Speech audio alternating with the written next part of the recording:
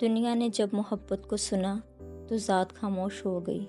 کاجل اور ریون اب گاؤں میں رہتے ہیں جہاں کبھی نفرت ہوا کرتی تھی، اب بانسری کی سر ہے، اور ایک چھوٹا سا اسکول جہاں ہر بچے کو سکھایا جاتا ہے کہ محبت ذات سے پاک ہوتی ہے۔ محبت جب کر کے آنگن میں سکون پاتی ہے تو تقدیر دروازہ کھٹکھٹا دیتی ہے۔ ریون کی بانسری اب صرف گاؤں کی گلیوں میں نہیں، ریڈیو چینل، یوٹیوب اور اسٹیج پر گونج رہی تھی۔ اور کاجل، وہ اب اسکول کی استانی بن چکی تھی، پڑھاتی بھی تھی اور بچوں کو خواب بھی سناتی۔ ایک دن ممبئی سے فون آیا، ریون جی، ہم آپ کو اپنے میوزک شو میں بلانا چاہتے ہیں، آپ کے سروں نے شہر میں ہلچل مچا دی ہے۔ ریون نے فون رکھا، پھر آہستہ سے کاجل کی طرف دیکھا۔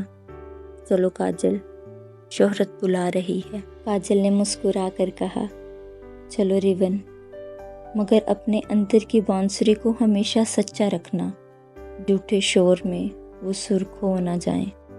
ریون کا پہلا کنسرٹ، ہزاروں لوگ، موبائلز کی روشنی، آنکھوں میں حیرانی، کانوں میں سحر۔ اسٹیج پر وہ جیسے کسی اور ہی دنیا کا تھا، اور بانسری میں اب بھی وہی کاجل کی مہک تھی۔ شو کے بعد ایک خوبصورت مغرور اداکارہ نیاب کپور اسٹیج پر آئی۔ Hey Raven, you play with the soul. Why don't you join my next film as the lead musician؟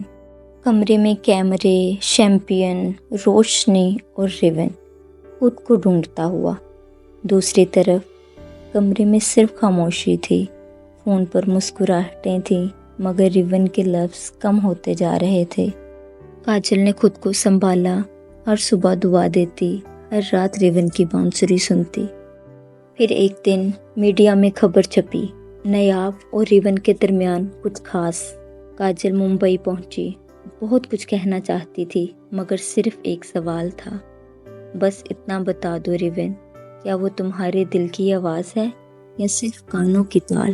ریون خاموش تھا، پھر آہستہ سے بولا، نہیں کاجل، وہ تو صرف دنیا کو دکھانے کے لیے ہے، اور تم تو میرے اندر کے تیز کی دھڑکن ہو۔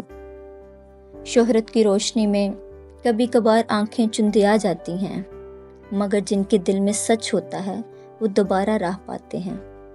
کاجل واپس گاؤں چلی گئی، اور ریون کو اب فیصلہ کرنا تھا کہ شور میں رہنا ہے یا خاموش محبت میں لوٹ جانا ہے۔